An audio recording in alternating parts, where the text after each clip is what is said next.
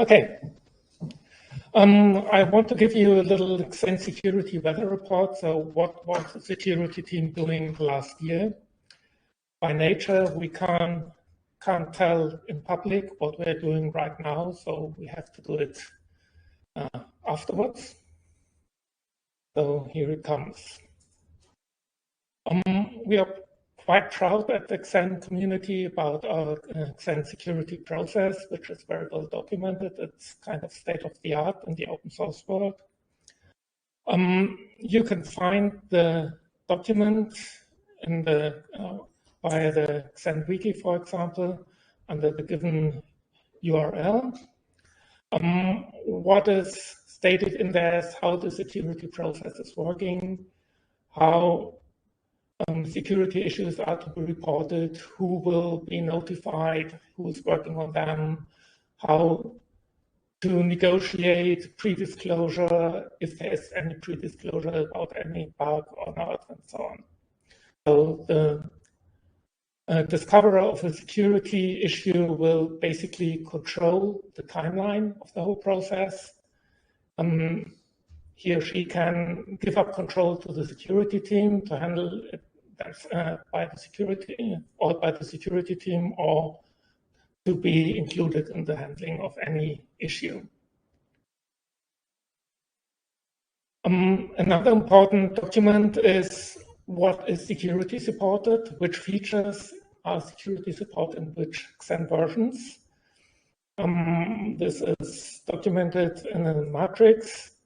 The source for each XEN version of that is in the XEN Git tree in the support.md document. Any security issues being discovered should be reported to security@xenproject.org. Those will be kept confidential until the disclosure or pre-disclosure is possible. And normally the security team, which are currently 9 members of the XEN community, will handle those issues. So another important topic is, what are XEN security issues? Well, quite obviously, any privileged escalation of a guest is a security issue. So when an unprivileged guest suddenly gains control over other guests or over the whole host, this is a security issue. Causing any denial of service of other guests or the whole hosts from unprivileged guests.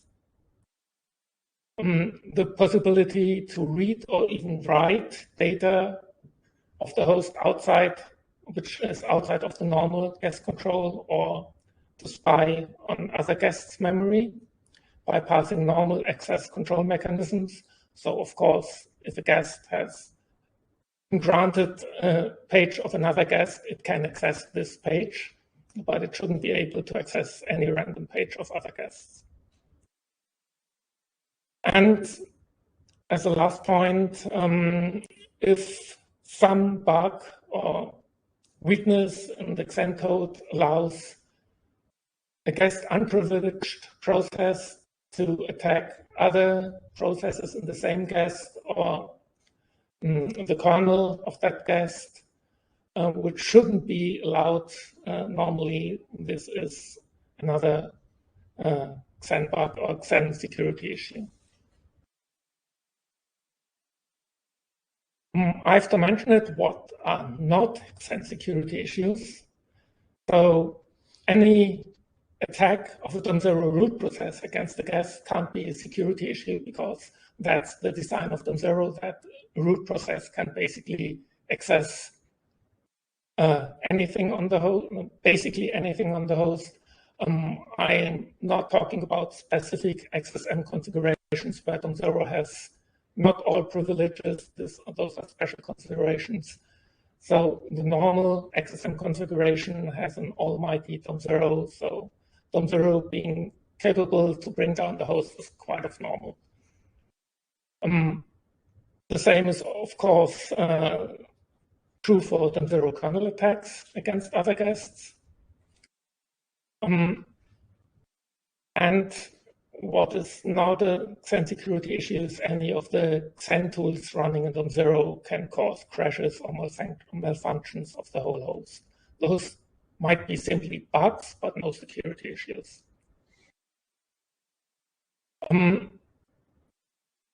If there are if there are driver domains in the configuration, any denial of service attacks of the driver domains against specific non-hardened guest front-end drivers are not considered security issues. Which guest front-ends are considered to be hardened is stated in the security statement of support.md.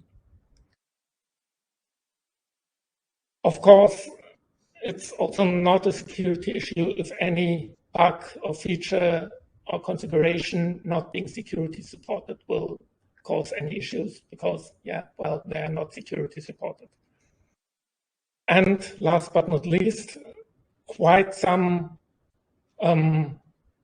security issues are being reported to the security team, which are just related to, let's say, a writable wiki, which is, well, yes, the purpose of a wiki, but nevertheless, we get some reports of those. So any website issues might be interesting for the Linux Foundation, but not for the Xen security team. So now some statistics, what has happened since the last Xen Summit, so since June 2021. We have 36 XSAs being made public in this timeframe, which got assigned 60 CVEs. So there are more CVEs than XSAs because some XSAs might contain more than one CVE. The security team published 395 patches regarding to those 36 XSAs. This is including backwards older Xen versions. And the patch files, just doing line count of the patches, summed up to over 64,000 lines. It should be noted that 10 of those 36 XSAs have been discovered by community members not being members of the security team. So why is it that obviously 26 of the XSAs are not falling into this class? So one answer is, of course, the line just below. 4 XSAs have been related to hardware problems, which have been quite covered quite intensively by the press. So basically, Intel AMD processor, I'm not sure if there's any ARM related. I'm not sure, might be. But there's still, of course, 22 XSAs missing. Those were all discovered by security team members, mostly when working on another XSA, we discovered other vulnerabilities because we were looking closely at the code, which was related to the vulnerability.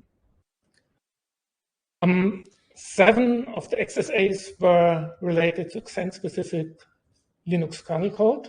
So we are covering not only the Xen hypervisor, but Xen-related code in other products might be covered as well. For example, the Linux kernel, QEMU might be another case. For FreeBSD, NetBSD, or the PD Windows drivers, those are basically covered, but mostly the security support is in those projects. But we will negotiate with the product owners of those components how the XSA should be handled, when we can disclose the vulnerability, and whether they want to do anything or not. And one XSA was related to just a clarification of this support statement. So we decided to explicitly call out the hardened front ends of the Linux kernel and the non-hardened ones as well, to make clear which ones would qualify for an XSA and which ones wouldn't. This last XSA, of course, got no CVE because it wasn't reporting a vulnerability, but just clarifying what would be a vulnerability. Okay, the different topics, the hardware XSAs, basically the most famous ones. They seem to come in on a quite regular basis, so I can't say if it will ever end. Basically, yeah, it's a constant struggle between performance and security, as most of you will know. And yeah, sacrificing performance for security is something not seen by all parties the same way. So, of course, the processor vendors want to have as good performance as possible, and they will always just make the performance numbers of an unmitigated system public and not telling you much about what the performance will look like with all the security mitigations in place. And those problems can then be handled by the different products, SAN being one of them. Unfortunately, those problems are quite complex to solve, and they are consuming very much time of the security team. Thankfully, Andrew Cooper is taking most of that load, but nevertheless, there are quite some intense reviews, discussions, and so on needed. And this is not aided by the fact that the processor vendors, I don't think I need to name the most important one here, are not very fancy to allow pre-disclosure. So we can really only discuss it within the security team, and in theory, we can't even discuss it with all members of the security team. And basically, they're weakening this a little bit so we can discuss it internally. But this pre-disclosure disallowance results in basically 0 days for downstream consumers of SAN, which are not partner of the hardware partner program. On the plus side, we have to say that there are very good communication channels across the different software projects and hardware vendors as well. So while we are not allowed to discuss maybe Intel problems directly with ARM, Intel will, for example, say, hey, ARM, we have a specific problem in this area. You should look whether you don't have any problems in the same area, when Intel is believing this could hit other processor vendors as well. And especially with the Linux kernel maintainers in the security team, we have very good communication channels. So we are negotiating and discussing the issues and can come to similar solutions or discuss if another approach would be better. So this is working quite fine. Then we had the already told Linux-related XSAs, which started this year basically with XSA 376, clarifying the security statement. So which PD device front ends are regarded to be vulnerable against the backends or not. The idea being that we want to support driver domains which might be potential malicious. So, of course, we don't support the maliciousness, but we want to support potentially malicious driver domains without sacrificing the guests. Of course, such a backend can still clobber the I/O data, for example, but it shouldn't be able to access random guest memory or stuff like that. So if you use encrypted disks, the front end should be able to discover if the data has been dealt with in an illegal way by decompressing it or deciphering it. And this should be fine then. Before making this XSA public, we sent out some patches to the Linux kernel, hardening at least the most important front ends, being the disk, the network, and the console ones. Xenstor front end, of course, is considered to be so Xenstor is considered to be not malicious because it's the core Xen component. After the hardening of the front ends for further XSAs related to those front ends came up, they were dealt with, and we had additional 2 XSAs for the Xen netback driver, which where the front end could cause denial of service, for example.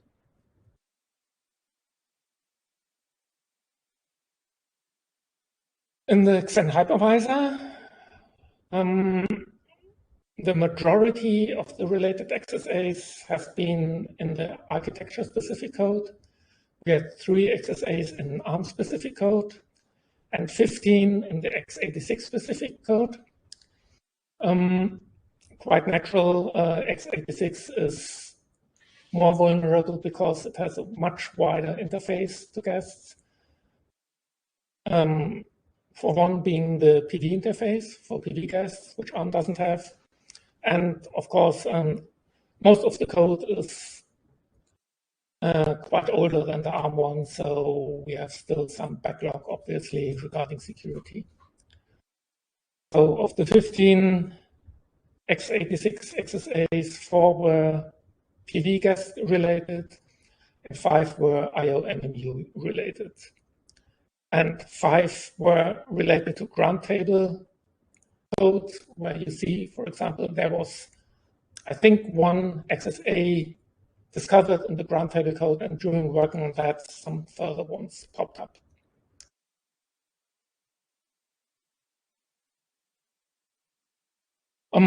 Last but not least, some issue classifications. So we had 5 XSAs where PV backends could attack frontends. We had 2 XSAs where frontends could attack backends. That were the Xen netback ones. Of course, the 4 hardware-related XSAs where the guests could spy on data due to hardware issues. We had 15 XSAs related to the ability of guests causing denial of service of the whole host, which might be quite theoretical in some cases, but nevertheless. And quite some of those would be due to memory leaks, for example. So it would take some time before guests would succeed, but the issues are present or were present. In 9 cases, it couldn't be outruled that the guest could gain control of the whole host. And there were 2 further cases where guests could read data which they shouldn't be able to read. Yeah, that's basically all I have. Are there some questions? Jan? Yes, one remark. I think it didn't really come through exactly the way you might want to be as to issues and tools. The initial slides were largely focused on problems and hypervisor, and while the later slides then largely excluded issues and tools. Whereas there are certainly cases where tools components are actually security issues that we would expect to sure. So, okay, Jan said it doesn't come through quite clearly that there are indeed Xen tool stack issues which might qualify as Xen security issues. So, notably, this would be, for example, QEMU side issues, where, for example, a guest could gain control over QEMU and somehow by I/O data or whatever, and then QEMU could gain control over the host. This is one example. So there is some way to deprivilege QEMU, and if QEMU is capable to cross this deprivilege area or boundary, then this, of course, would be a security issue, for example. I think this is what you're referring to, right? Yeah. Yeah. I mean, all do it almost. I mean, in the past, we even had issues in the Excel license. Okay, yeah. It's not excluded, but it's exceedingly less likely than having anything in the hardware. Yeah, right. So XL might be vulnerable, but it's not very likely. And of course, other cases would be where Senstor is being compromised somehow by a guest or something like that. So this would be another case. Or the XL daemon controlling the domain reboot of a domain or stuff like that. So there are surely theoretical cases where this could happen, but they are not very likely. Senstor has seen some XSAs. So. Yeah, Marek? On the slide with things that are not security issues, you mentioned denial of service of non-funded frontends. What do you mean by this that precise statement? Does that mean that code execution of non-funded frontend are considered will necessarily issues for that? Okay, Marek asked what? I believe that was slide 4. Yeah, probably. Okay. Yeah. That mentioning denial of service attacks of driver domains against non-hardened guest frontend drivers is not a security issue. If the negative statement of that is that non-denial of service attacks against non-hardened guest frontends would be considered security issues. This is a little bit kind of on the edge. We are trying to harden all front ends, but it's a backend being able to modify any data not related to I/O data could lead to denial of service, but it could also lead to any other problems in the guest, which would be something we need to discuss and maybe need to clarify in the support statement, but it's hard to find a good formulation for that. So it would depend on the case, I think.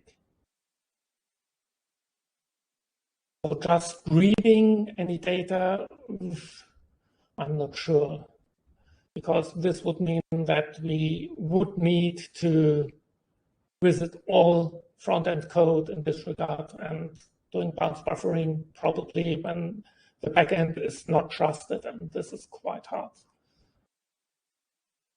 On the other hand, modification of other data will most certainly lead in some way to denial of service. So, yeah. Yeah, this is the good case, basically. Yes, I agree. So the best way to handle it would be to harden all front ends, and then all questions are removed in this regard. But this is quite some work. I have another question, I think. Do you consider the credit card release to be What the? The credit card release to be encrypted? So, okay, the question was of the pre-disclosure release could be sent in encrypted. Maybe, George, you can tell us about the progress here. So there is, it's, okay, so the disclosure list at the moment is not, so the discussion list that we have between ourselves are not at the moment encrypted. And it's actually a very tricky problem to make happen. So we actually, back in February, started a process to try and experiment with the Linux kernel. Apparently has a thing called remail, which allows you to do kind of a security kind of encrypted list.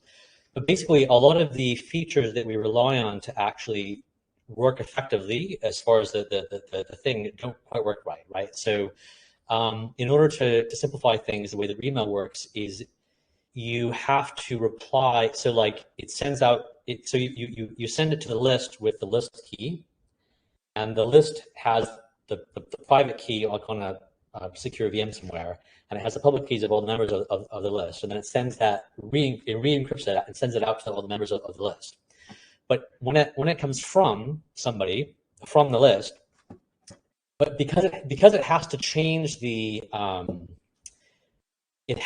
message, so it can't be from the original sender. It has to be from the mailing list itself. And so the mailing list, it will encode it. So all the messages to the list come from the mailing list. But you know how like you know how there's two parts of the email. There's like the quote part of the email, and then there's the actual email address. So the actual email address is always security at, but the quote part contains the name and the email of the original sender, which just like confuses all the mailer programs, and it's a huge thing. So we've been trying to work with our credit team, our IT supplier, to try and make it kind of more usable for us as a term. But basically, we ended up running up about 50 hours of this person's time, and that cost us basically the project about $11,000, and it's not quite finished yet. So I think the short answer is we have. I do feel embarrassed that we don't have an encrypted mailing list. The discussions and stuff are not encrypted. I think it would definitely be better if we had an encrypted mailing list. I think it's important to have, for the future. It's not a simple problem to make it it's actually usable for us as a community discussing with each other. So first of all, just be able to discuss with each other the process with the things, but also how to sort of CC. Often what we need to do is we need to bring someone else into the discussion, right? So like, oh, we don't know about this thing, let's CC Paul Durant, or let's CC, this other person. Or maybe we need to ask the original submitter some more questions, right? So like, does it work in this circumstance? How does this work, and so on. Doing all those things in a workflow fashion isn't something that Remail does currently at the moment. And I think what we're going to have to do at some point, basically, is to hire basically get a contractor to, I have an idea for how we could make it work in a way that it would actually work with a workflow. But I think we basically need to hire a contractor to modify it to do what we need to do. Yeah, so does that answer your question? Okay, so we are working on it, and I think it would be much better if we had an encrypted list, but it's actually quite a difficult problem to do, particularly with a lot of the things about, you can't modify mail in transit is anti-spam prevention. Spam prevention, right? Anti-spam measures. But that really restricts what you can do as far as how you modify mails in transit as a result. So,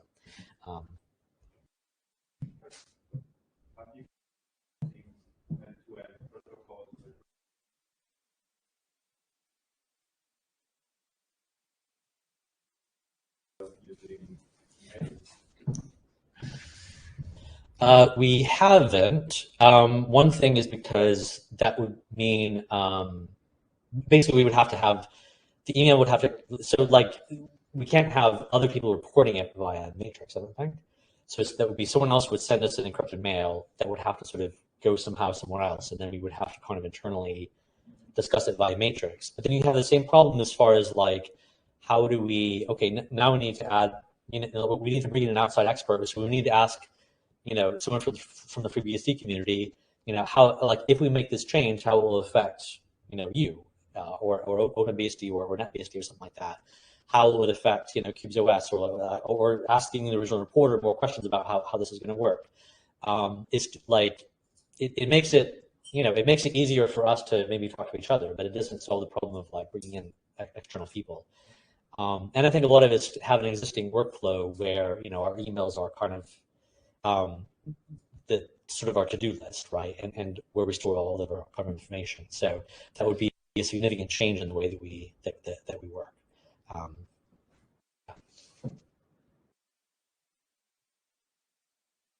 Okay. Yeah. 26 XSA from the security itself. Yeah. So were there mostly a reaction to some event, or are you chasing actively security issues? Chasing actively is a little bit exaggerated, I would say. We stumble upon them.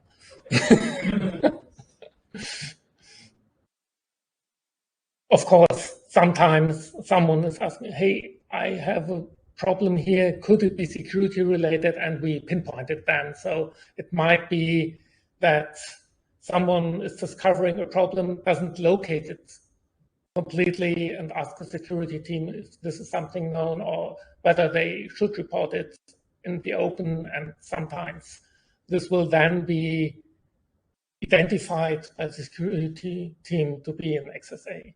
In some other cases, someone is reporting an issue on Xandevil, basically, and we say, oops, yeah. And this can happen as well. But I think for active chasing and searching in the code, we have not enough clones of ourselves. It happens occasionally that we intentionally look for it. Yeah, okay, but this is the exception. Yeah, this is the exception, and mostly when looking through some code which is related to an XSA or where we discover an issue which could be a security issue, we tend to look for similar cases in neighbor code or similar code or in the same code, of course. What about fuzzing or other? Okay. Is something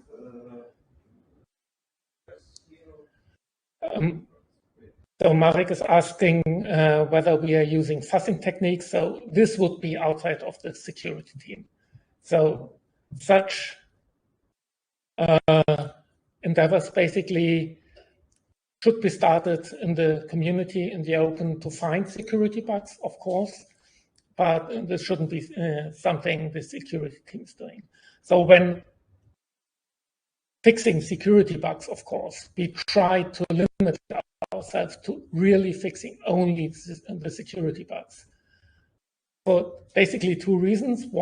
One is to minimize our work, because backports need to be done as well, of course. And the other thing is any non-security fixes should be done in the open.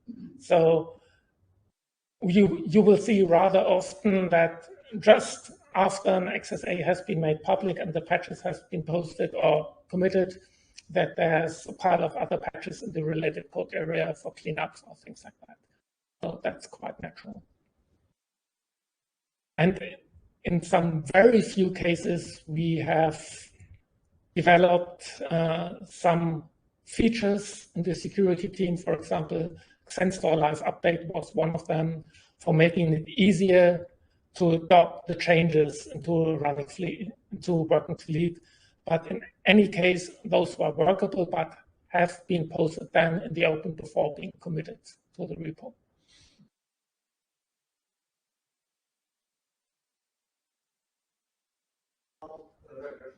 I know Andrew is trying to write tests for at least some of the exercise.